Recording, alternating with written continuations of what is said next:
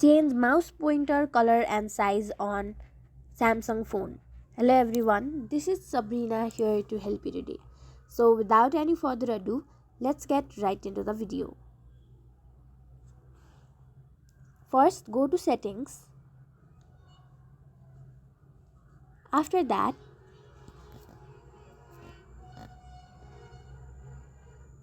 go to general management.